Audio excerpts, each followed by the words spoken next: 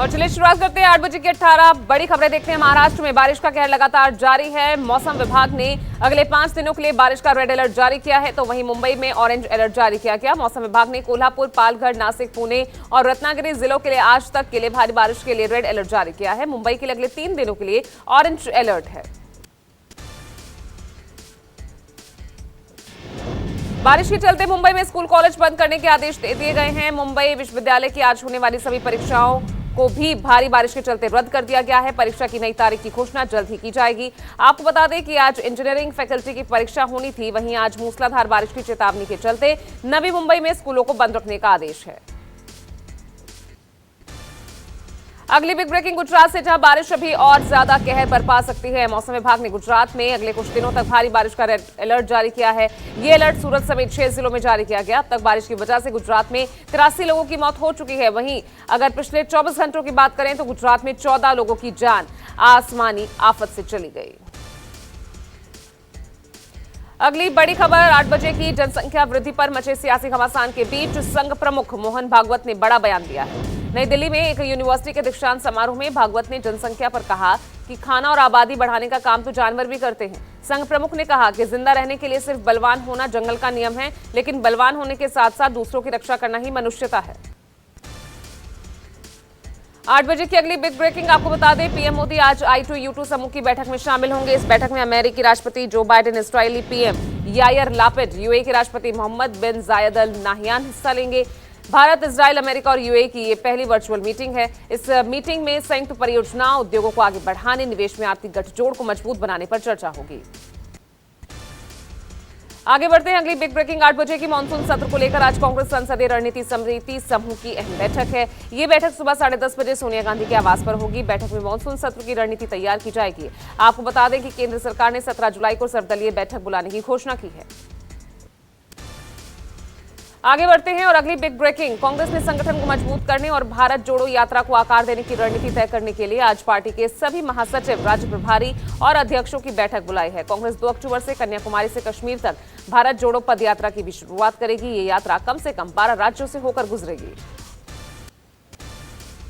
आगे बढ़ते हैं और अगली बिग ब्रेकिंग आपको बता दें, एनडीए की राष्ट्रपति उम्मीदवार द्रौपदी मुर्मू का आज मुंबई दौरा है।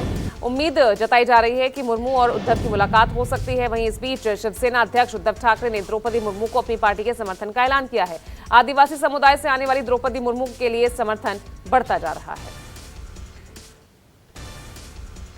अगली बिग ब्रेकिंग भी इसी खबर से जुड़ी हुई। विपक्ष के राष्ट्रपति उम्मीदवार यशवंत सिन्हा भोपाल के दौरे पर हैं। मध्य प्रदेश कांग्रेस अध्यक्ष कमलनाथ ने यशवंत सिन्हा का अपने आवास पर स्वागत किया। विपक्ष के राष्ट्रपति उम्मीदवार यशवंत सिन्हा आज मध्य प्रदेश के सभी कांग्रेस विधायकों और सांसदों के साथ बैठक भी करेंगे। इसके लिए मध्य प्रदेश कांग्रेस ने प्रदेश कार्यालय पर पहले विधायक दल की एक मीटिंग भी बुलाई।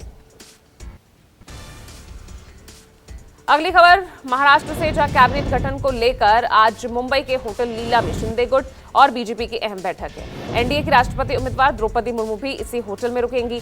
सूत्रों के मुताबिक 18 जुलाई को राष्ट्रपति चुनाव के बाद सरकार की कैबिनेट का शपथ ग्रहण हो सकता है। शिंदे गुट ने 19 जुलाई को शपथ ग्रहण समारोह के संकेत दिए हैं। अगली बिग ब्रेकिंग आपको बता दें, संसद के मानसून सत्र से पहले लोकसभा अध्यक्ष ओम प्रकाश बिरला ने 16 जुलाई को सर्वदलीय बैठक बुलाई है। ये मीटिंग 16 जुलाई की शाम 4 बजे होगी। दरअसल 18 जुलाई से संसद का मानसून सत्र शुरू हो रहा है और इसी के मद्देनजर सभी दलों से सहयोग लेने और एजेंडे पर चर्चा के लिए ये मीटिंग बुलाई गई है। मानसून सत्र 18 जुलाई से शुरू होकर 12 अगस्त तक चलेगा। अगली बड़ी खबर, पाकिस्तानी पत्रकार नुसरत मिर्जा के आरोपों पर हामिद अंसारी ने कहा कि इन बयानों में कहा जा रहा है कि भारत के उपराष्ट्रपति के रूप में मैंने पाकिस्तानी पत्रकार नुसरत मिर्जा को न्योता दिया। अपनी सफाई में हामिद अंसारी ने कहा कि मैंने ना तो कभी उसे बुलाया है और ना ही कभी उनसे मुलाकात की। मेरे खिलाफ मीडिया के एक सेक्शन में झूठ का पुलिंदा चलाया जा रहा है। आगे बढ़ते हैं अगली बिग ब्रेकिंग 8 बजे की। 16 जुलाई को प्रधानमंत्री नरेंद्र मोदी उत्तर प्रदेश के जालौन जिले के दौरे पर रहेंगे। इस दौरान पीएम मोदी जालौन के कैठारी गांव में आयोजित एक कार्यक्रम में 296 किलोमीटर लंबे एक्सप्रेसवे का उद्घाटन करेंगे और फिर एक जनसभा को संबोधित भी करेंगे। पीएम मोदी ने ही 29 फरवरी 2020 को ही इस 296 किलोमीटर लंबे एक्सप्रेसवे का शिलान्यास किया था।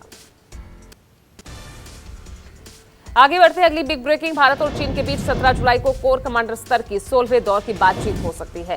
भारत और चीन सीमा पर जारी गतिरोध को खत्म करने के लिए 17 जुलाई को कोर कमांडर स्तर की 16वें दौर की वार्ता संभव है। इस बैठक में भारत का प्रतिनिधित्व लेफ्टिनेंट जनरल ए सेनगुप्ता करेंगे। बैठक में पूर्वी लद्दाख में एलएसी से सटे टकराव के बिंदुओं से टुकड़ियों की वापसी को लेकर चर्चा होगी। अगली big breaking. Money laundering case में आज ईडी दिल्ली सरकार के मंत्री सत्येंद्र जैन की पत्नी पूनम जैन से पूछताछ करेगी। पूनम जैन को सुबह 10 बजे ईडी मुख्यालय पहुंचना है। ईडी ने 30 मई को सत्येंद्र जैन को पीएमएलए एक्ट के तहत गिरफ्तार किया था। सत्येंद्र जैन पर फर्जी कंपनियों के जरिए लेन देन करने का आरोप है। सत्येंद्र जैन फिलहाल दिल्ली की तिहाड़ जेल में है। ईडी ने पूनम जैन को जांच में शामिल होने के लिए समन भेजा है।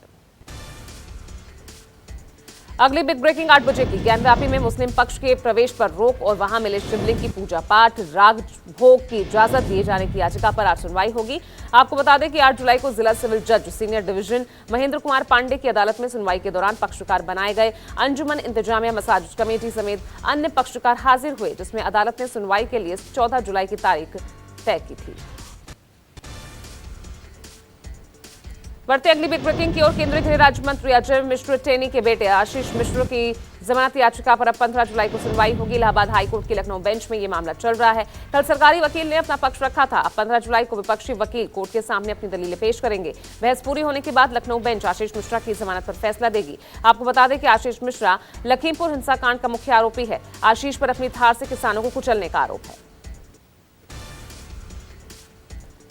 आगे बढ़ते हैं अगली बिग ब्रेकिंग। आज से सावन महीने की शुरुआत हो गई है, साथ ही कांवड़ यात्रा भी शुरू हो गई है। इस बार सावन का महीना 14 जुलाई से 12 अगस्त तक चलेगा। वहीं कांवड़ यात्रा को लेकर प्रशासन अलर्ट पर है, जिसके तहत कई नियम और कानून बनाए गए हैं। कांवड़ यात्रा के दौरान किसी भी तरह के धारदार हथियार ले जाने की मनाही है। तो वहीं कांवड़ यात्रा के मद्देनजर दिल्ली हाईवे और एक्सप्रेसवे पर भारी वाहन नहीं चलेंगे। साथ ही जहां जहां से कांवड़ यात्रा निकलेगी वहां शराब और मीट की दुकानें बंद रखने के निर्देश दिए गए हैं।